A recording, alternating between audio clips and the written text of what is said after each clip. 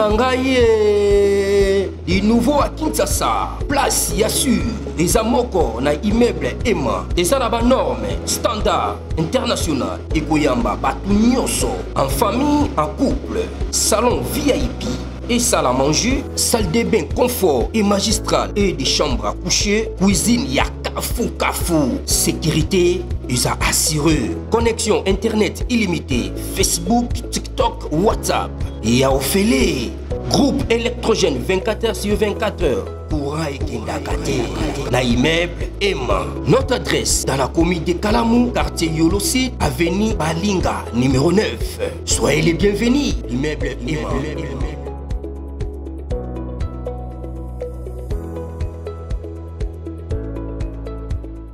Mbote bandeko balandi ya magazine d'actualité Christian chez vous bisika noso bozuli baku ya kolanda biso mokolo ya lelo. Nous sommes aujourd'hui lundi le 9 juin 2025. Bienvenue à ce nouveau numéro. Tension entre Kagame et Sassou Nguesso. Satan à côté libango donc tension. Après chèque il y a Malabo place Oyo. Kagame a espoir à manipuler le pays belé pour la présidence de la CAC et Simbité. Alors, tout le pays à CAC va décider de soutenir RDC. Quelle victoire diplomatique, mais c'est arrêté en raté. Ça ne s'arrête pas là. Congo-Brazzaville a décidé à annuler les contrats amphithéotiques de cession des terres aux Rwandais. Donc, contrat à cession, on a Brazzaville annulé. Waouh! Mais quel est le Obimisa? Oui, tant que Anglais va annuler le contrat, il y a des réfugiés. Kagame a un problème. Et Sassou, amitié Penza n'a pas l'arbre avec Kagame. Mais au moins, mieux vaut tard que jamais, c'est officiel. Sassou a pris le courage de annuler le contrat. Ça veut dire que non, un jour, alors, suivons cette analyse et on se retrouve après. Victoire diplomatique pour la RDC. Congo-Brazzaville annule le deal foncier avec le Rwanda. Dans un revirement retentissant, le Congo-Brazzaville a mis fin au contrat de cession de terre avec le Rwanda, infligeant un revers diplomatique majeur à Paul Kagame.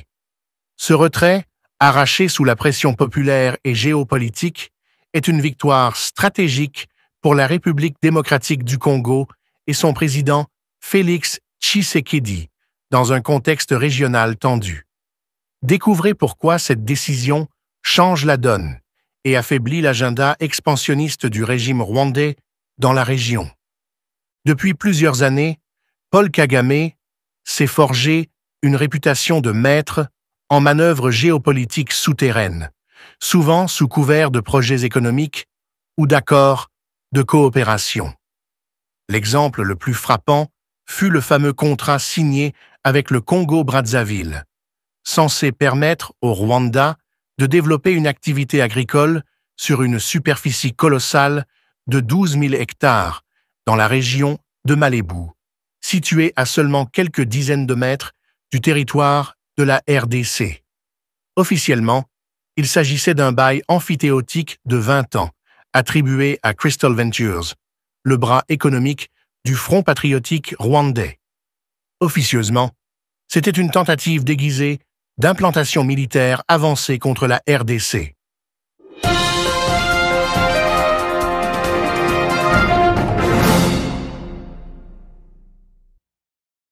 Ce contrat a été vivement dénoncé par les observateurs panafricanistes, les experts en géopolitique régionale et surtout par les populations congolaises des deux rives du fleuve Congo, car, en dépit des déclarations officielles, personne n'était dupe.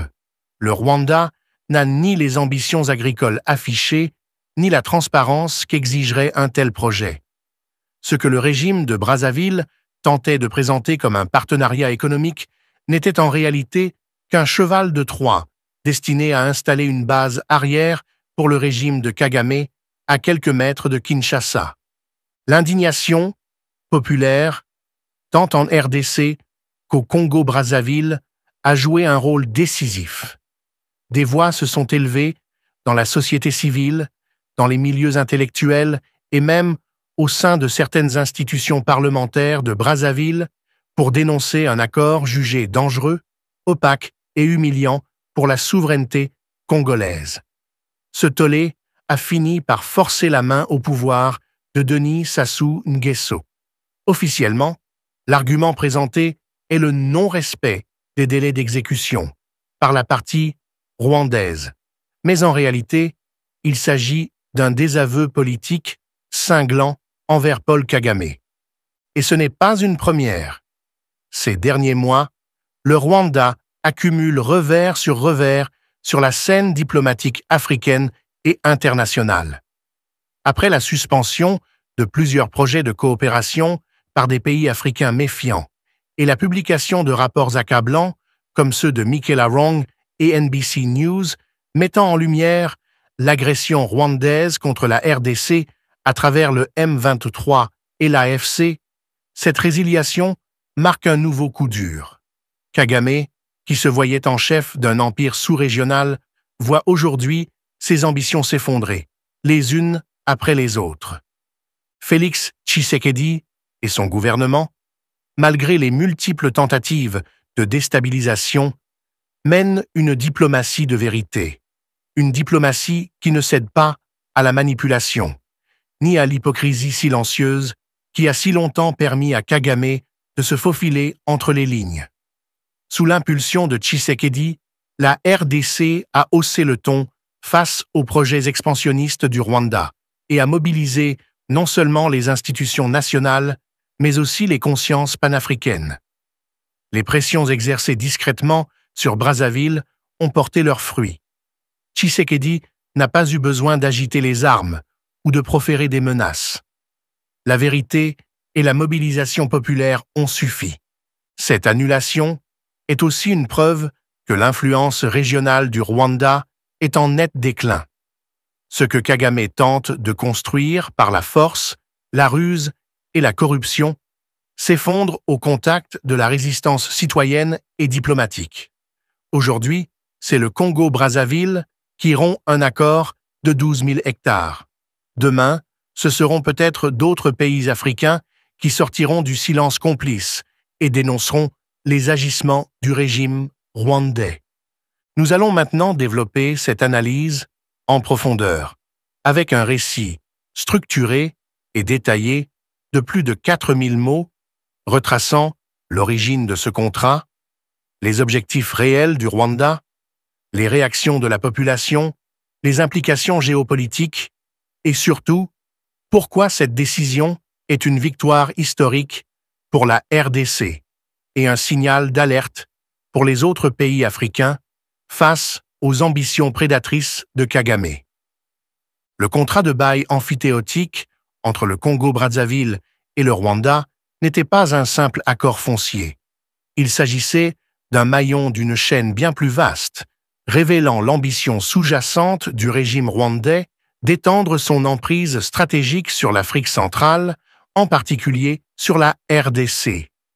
Sous la façade d'un investissement agricole, Crystal Ventures, le bras économique du Front patriotique rwandais, FPR, lui-même dirigé par le cercle restreint de Paul Kagame, s'arrogeait un droit d'exploitation sur un territoire stratégique de 12 000 hectares.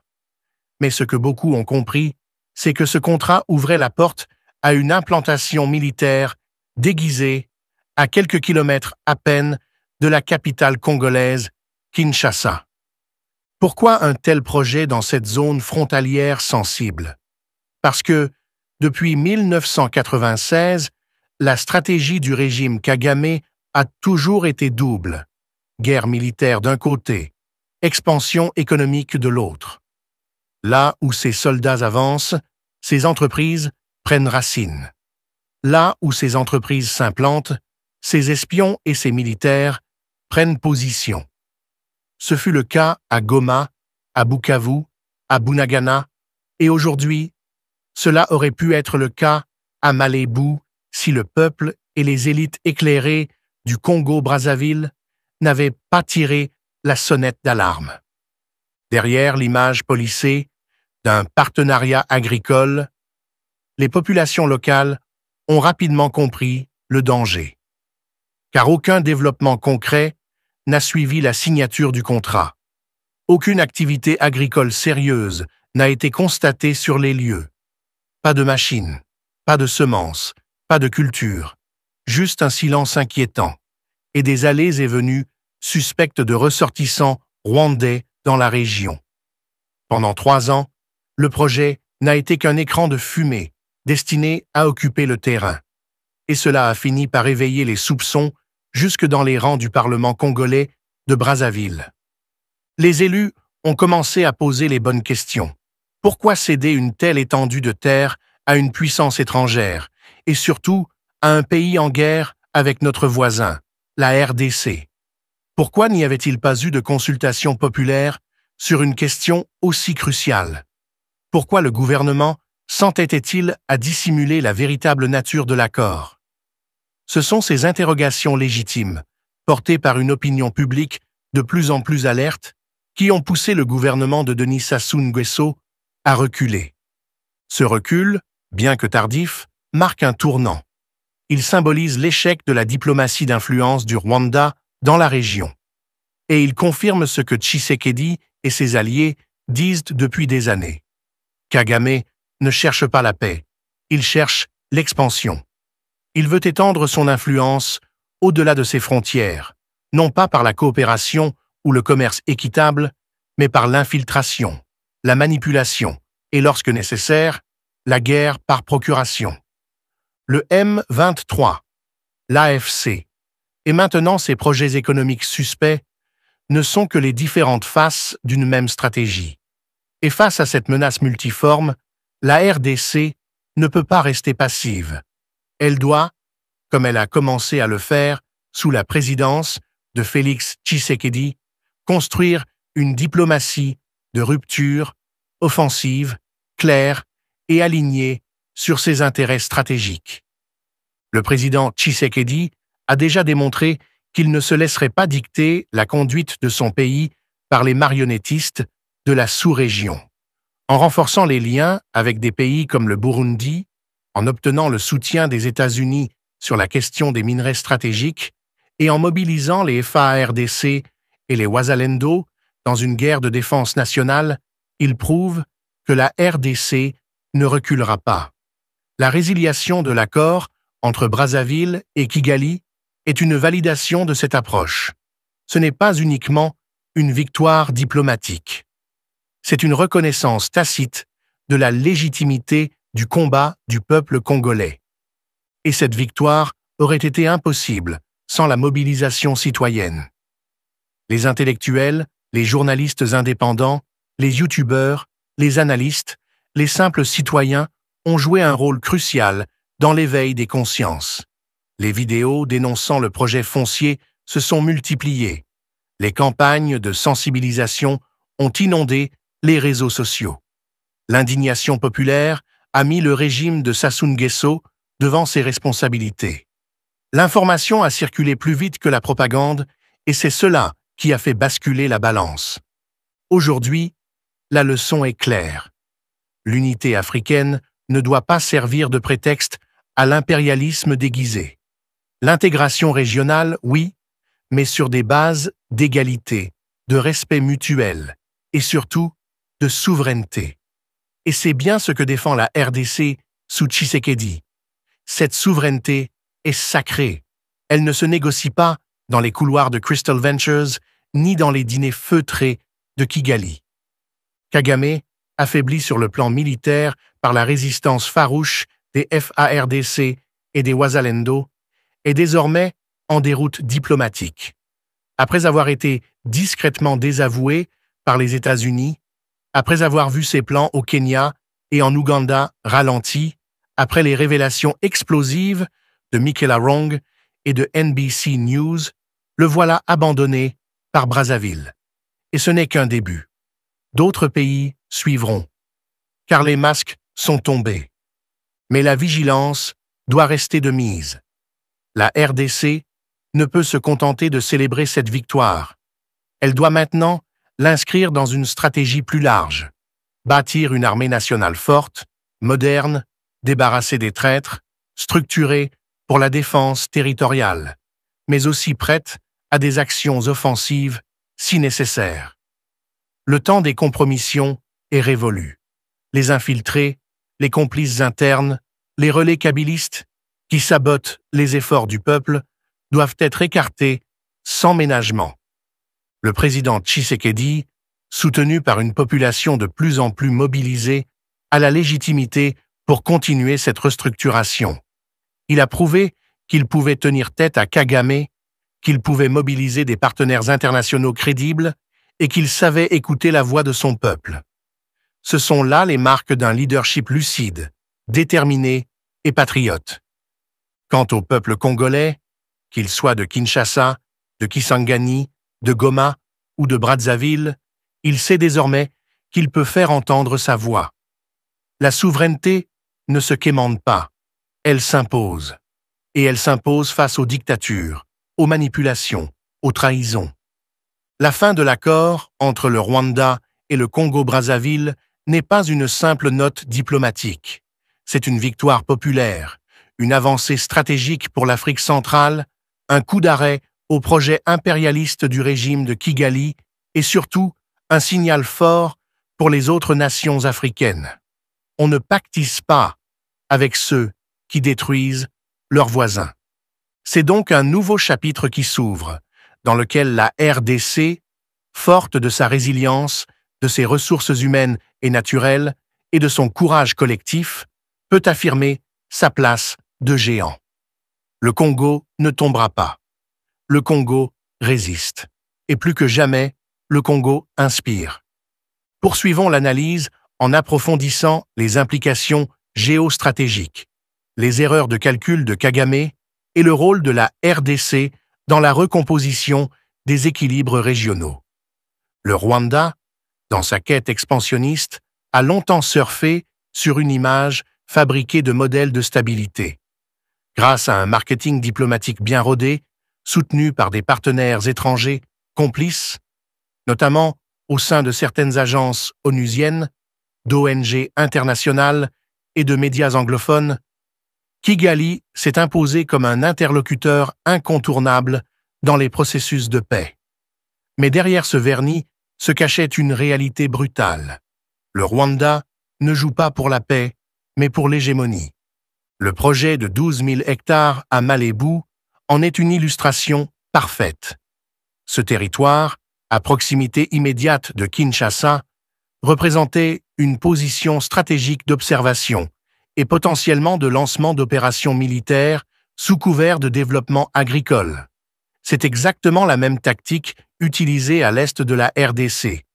On envoie des ingénieurs, des techniciens, on parle d'agriculture ou de développement communautaire, puis, subrepticement, on installe des hommes en uniforme, on organise des filières de renseignement et on exploite les failles sécuritaires pour s'ancrer durablement. Le Congo-Brazzaville a été, à un moment, tenté de jouer ce jeu trouble, peut-être par naïveté, peut-être par calcul politique, peut-être sous pression financière. Mais l'histoire montre que pactiser avec un régime expansionniste finit toujours par coûter cher. Le peuple de Brazzaville l'a compris, les parlementaires l'ont compris, et même une partie de l'élite dirigeante a fini par admettre que ce partenariat empoisonné devait cesser. Ce revirement est une leçon pour toute l'Afrique. Lorsqu'un État souverain se laisse séduire par les promesses du régime rwandais, il expose son territoire à une forme moderne d'invasion. Le Rwanda ne colonise pas par les armes uniquement. Il colonise par les baux amphithéotiques, les accords commerciaux biaisés, les coopérations militaires déguisées. C'est cette stratégie qu'il faut désormais appeler par son nom. Une stratégie néocoloniale interne à l'Afrique, orchestrée par un régime qui refuse de respecter la souveraineté de ses voisins. La RDC, pour sa part, a démontré sa capacité à contrer cette stratégie sur plusieurs fronts. D'abord, par les armes, avec le réveil militaire impulsé par Tshisekedi et l'engagement des Wazalendo, qui refusent de céder 1 centimètre de territoire à l'ennemi. Ensuite, par la diplomatie, en dénonçant systématiquement les complicités internationales qui permettent au Rwanda de se maintenir. Et enfin, par la communication, en mobilisant l'opinion publique africaine et mondiale autour de la vérité, celle d'une RDC agressée mais debout. Ce changement de narration est fondamental. Pendant des années, le Rwanda a imposé un récit dans lequel il apparaissait comme victime ou acteur responsable de la région des Grands Lacs. Aujourd'hui, grâce à la ténacité du peuple congolais et de ses alliés, ce masque tombe. Les révélations de Michaela Wrong, les enquêtes de NBC News, les déclarations courageuses de journalistes et activistes rwandais en exil, tout cela concourt à un affaiblissement irréversible de l'image de Kagame à l'international. Mais cette victoire diplomatique en appelle d'autres. Elle doit inciter la RDC à aller plus loin, à tirer toutes les leçons de cette crise. Car si Brazzaville a pu signer un accord aussi dangereux, c'est aussi parce que certaines failles persistent dans la coordination régionale. La RDC doit renforcer ses services de renseignement, améliorer sa coopération sécuritaire avec les pays amis comme le Burundi et identifier clairement les États à risque qui pourraient, demain, devenir des tremplins pour l'agression rwandaise. Il faut également que la société civile congolaise reste vigilante. C'est par elle que les alertes ont été données. C'est grâce à sa mobilisation que le contrat de Malébou a été dénoncé. Elle doit désormais être pleinement intégrée dans les mécanismes d'évaluation des accords internationaux. L'État congolais doit créer un observatoire stratégique des investissements étrangers avec une mission claire: identifier les projets à haut risque, alerter l'exécutif et proposer des contre-mesures rapides. L'enseignement principal de cette affaire, c'est que la guerre moderne ne se mène plus uniquement avec des fusils. Elle se mène avec des accords de partenariat, des contrats de bail, des sociétés écrans. Elle se mène avec l'argent, les réseaux diplomatiques et les mensonges soigneusement relayés par des médias de propagande. Face à cette réalité, la RDC doit adapter sa doctrine de sécurité nationale. Cela implique une réforme en profondeur des forces armées. Les FARDC doivent être renforcés, non seulement en matériel, mais surtout en ressources humaines, qualifiées et loyales. Les infiltrations, les complicités internes, les généraux corrompus doivent être identifiés, jugés, écartés. La reconstruction morale de l'armée congolaise est la condition sine qua non pour garantir la souveraineté nationale à long terme. Mais la RDC ne peut pas être seule dans ce combat. Elle doit convaincre l'Union africaine de prendre ses responsabilités. Il ne suffit plus de dénoncer l'impérialisme occidental si nous tolérons, sur notre continent, un impérialisme africain qui se pare des habits du développement. Le silence complice de certaines institutions africaines face aux agissements du Rwanda est une honte. Il est temps que les mécanismes de sanctions soient activés à l'échelle continentale. La résiliation du contrat de Brazzaville avec le Rwanda doit donc servir de catalyseur. Elle montre qu'il est possible de dire non à Kagame, de se retirer de ses griffes, de reprendre le contrôle de son territoire. Cette décision courageuse doit inspirer d'autres pays qui se retrouvent sous la coupe de Kigali, parfois même sans s'en rendre compte. Le temps de la naïveté est terminé. Derrière cette victoire se cache aussi une dimension symbolique forte. C'est le rejet d'une vision du continent où les petits pays doivent servir de satellites aux ambitions des régimes militarisés. C'est la réaffirmation d'un droit fondamental, celui pour chaque peuple africain de contrôler ses terres, ses ressources, son avenir. Le peuple congolais, dans toutes ses composantes, a toujours affirmé ce droit. Il est prêt à se battre pour lui. Il l'a prouvé à l'Est, il l'a prouvé par la diplomatie, et aujourd'hui, il le prouve en influençant ses voisins. Cette dynamique doit continuer. La RDC doit soutenir, former et structurer davantage les mouvements populaires de sensibilisation. Les jeunes, en particulier, doivent être éduqués aux enjeux géopolitiques et diplomatiques. Un peuple conscient est un peuple invincible. C'est par la formation, la lecture, le débat, que la souveraineté se consolide. Et c'est ainsi que l'on rend hommage à ceux qui sont tombés sous les balles de l'ennemi rwandais. Kagame, quant à lui, se retrouve isolé. Les États-Unis l'observent avec suspicion. L'opinion africaine se retourne contre lui. Son rêve d'empire, basé sur le mensonge, la guerre et la prédation, s'effondre peu à peu. Il ne lui reste plus que la violence comme mode d'expression. Mais cette violence ne pourra rien contre un peuple déterminé, debout et soutenu par une armée patriote. La rupture du contrat de Brazzaville est donc plus qu'un événement diplomatique. C'est un symbole. Le symbole d'un changement d'époque. Le symbole d'une Afrique qui refuse d'être vendue en morceaux à des puissances régionales déguisées en investisseurs. Le symbole d'une RDC nouvelle, fière, vigilante et offensive. Et c'est là que réside le plus grand espoir, car ce que les Congolais ont réussi à faire, d'autres peuples africains peuvent le faire aussi. Dire non à l'agression, non à la trahison, non à la colonisation sous toutes ses formes. Bâtir des États solides, légitimes, défendus par des armées patriotiques. Et rappeler à chaque instant que l'Afrique appartient à ses enfants, pas à ceux qui veulent l'acheter avec de fausses promesses. C'est par cette analyse de mettre un point final à ce nouveau numéro. Que Dieu vous bénisse. À la prochaine. Ciao.